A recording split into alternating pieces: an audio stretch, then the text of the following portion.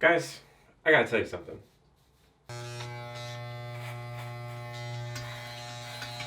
I know what you're thinking. Ryan, what the heck are we doing in your bathroom watching you cut your hair? This video, giving myself a fresh cut because I'm getting ready to go do a race event that I've never done before. And I definitely want to look my best, feel my best, because we're flying out of state. So, give you some more on that in just a second, and I'm going to finish up here. Let's see what we're in for. First, say hi to Billy. Lazy dog. Dewey. He's a good boy.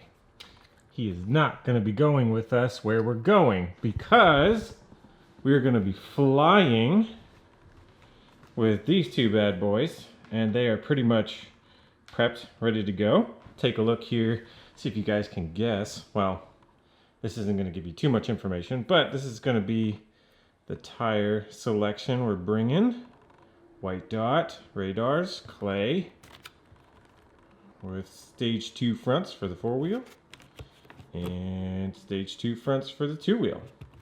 And then just continuing my kind of like familiarization with the raw speed stuff. I haven't tried the Riptide rears yet, so those are clay compound as well. So we'll be giving those a shot just to see what they do.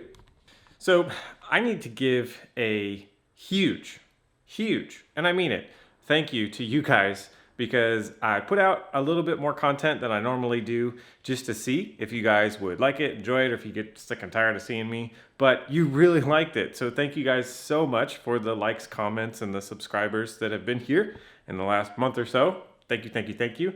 And with that, talking just a little bit about the channel here, I want you guys to know that this channel does make a little bit of revenue, not much, because we're a smaller channel in the world of YouTube, where channels, it's pretty common for people to get like 100,000 plus subscribers. But I'm very proud of the little family that we have here for the RC community, and it does contribute a little bit to my race program. So I've been fortunate enough to take that little bit of support that you guys have given me over the past couple months, and we got a plane ticket. And we're going to, let me show you. This is where we're going to be going. To this series here. The Associated Reedy Summer Series at the Hobbyplex. It's a little summer series that they do. A nice little turnout. It's a one-day event on Saturday. It's actually going to be this Saturday. Here, let's take a look. They got a video on their page here. We can take a look. Kind of cool. Looks like a bigger indoor track. Got a nice little blue groove. Some nice jumps, some nice rhythm sections. And from the video here, you can see that this is actually a video of the B main for the 17.5. So they get a really stout turnout for this event. I think that the Live RC page at one of their previous summer series events, and it looks like they get about 130, 140 entries on average, which is really cool. It's kind of like a Super Cup series that we have down here in Florida, but not Super Cup, it's something else. Ooh, one thing I like to do before I go to different tracks and places, even down here in Florida, is take a look at any sort of race results or point series and see who I'm gonna be gunning for when I head out there. So we're gonna be running these guys in the 17.5 two-wheel drive class and the 13.5 four-wheel drive class. So let's take a look at some of their points. So it looks like we got, let's see, Nate Sutherland is leading the point series so far, and he's been doing a great job. He's got a TQ and a win on that one, straight up win there. Looked like he missed out on a TQ for that round on July 11th to Owen Vanderbeek. And then we got Ken Peterson. Looks like those guys are the hot shots there in the four-wheel class. Let's see. It's split, the page. So we've got it starting right here, 17.5 two-wheel drive buggy. We've got Bradley Peterson, who has straight up win. And then he's coming off of a win in a TQ. Let's see here, next page. Then we've got Nate Sutherland there in second. So it looks like he grabbed that TQ in that first round. And then he's got a win there in the second. Let's see. Ken Peterson again. And Wade. So it looks like those are the guys that I'm going to be looking out for in those classes. As far as the cars go, I have gone through them completely to get them ready. They are as fresh as they've ever been, and I definitely have some setups dialed into them, and I went ahead and linked them down below. Those two top links are going to be my starting setups for the weekend, and then I'm going to progress from there and see what I need to change as the race weekend goes on. But if you want, let's go ahead and take a closer look at the cars themselves.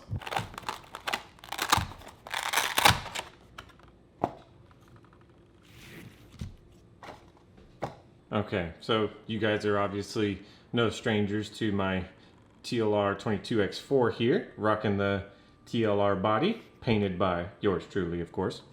And let's see what we got going on in here. We've got our Hobby Wing XR10 G2, the Passion Red Edition, super solid ESC, been running it for a while. Going out there with our Trinity X Factor 13.5, and then we all know that the new white carbon 4100 LCG pack from Trinity is definitely the way to go in this car. If you're not running the Trinity stuff, if you have the thin pack variant available in whatever brand you're running, definitely that's what you want to run in here. It is significantly lighter, and overall it makes the car handle very nice.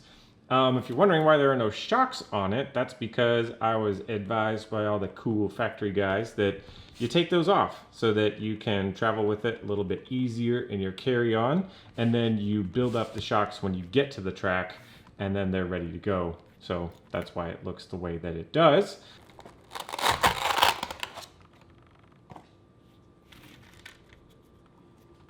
Taking a look at the 2.0 buggy here. Secret kept between me and you guys would be that I really like running these Trinity thin packs in the two-wheel. Let me show you the difference between a thin pack and the tall pack if you've never. So this battery pack is about the thickness of a 1S battery, but it's a 2S. And then this guy, you can see, is just a standard 2S shorty pack. So there is a pretty big difference there between the two, and it just translates into a lower center of gravity.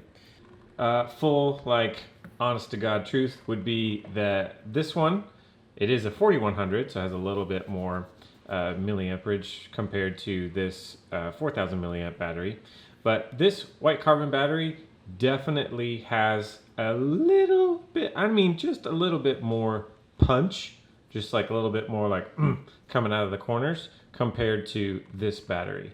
But overall, the handling abilities that you gain with this battery, I think is worth it in the long run compared to that little bit of extra punch but heaviness that you feel with this battery. So if you guys have both of them, or you're looking to get a new battery to try something new, I would definitely say give these new slim shorty packs a try because they feel really nice.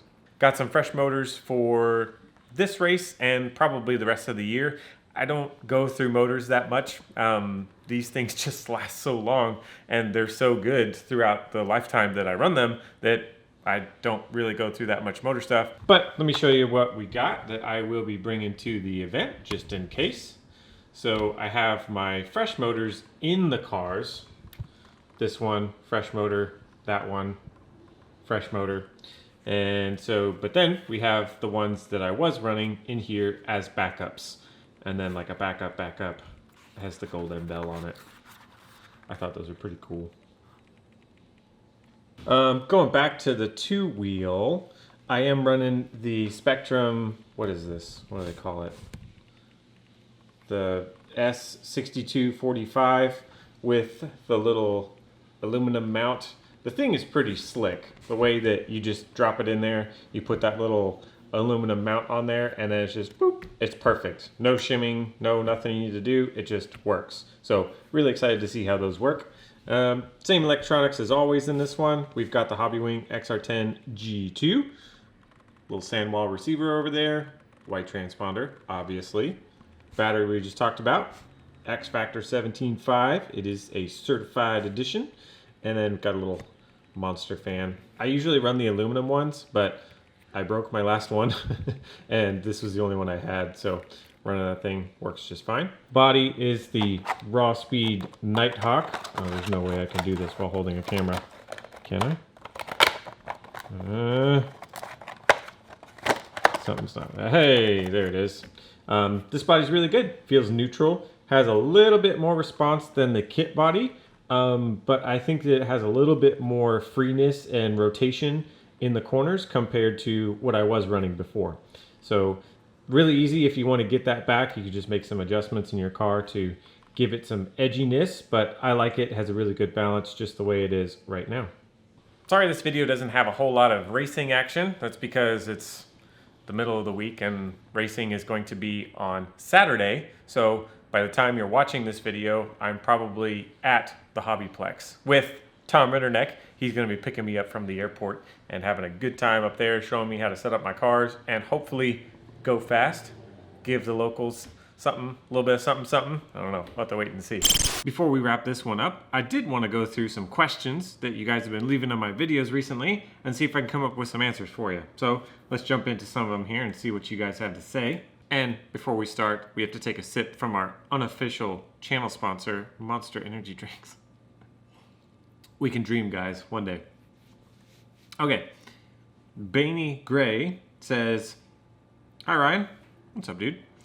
How did you get the racing footage while standing on the stage? A GoPro mounted on your hat or just someone else recorded for you?" I have an answer.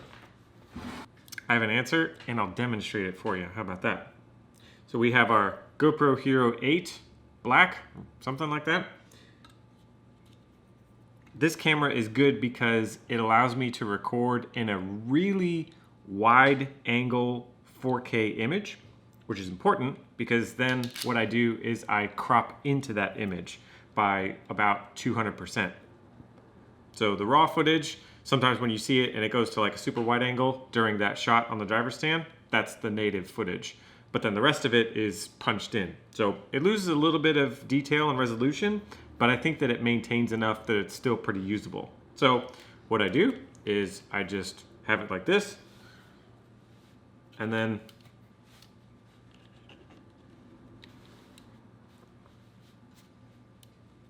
mount it on my forehead. The most important thing is getting the angle right. It's usually you have to have it at a little bit of a downward angle so it's pointed at the track. This is obviously only going to work if you know that your head is always going to be pointed at the car.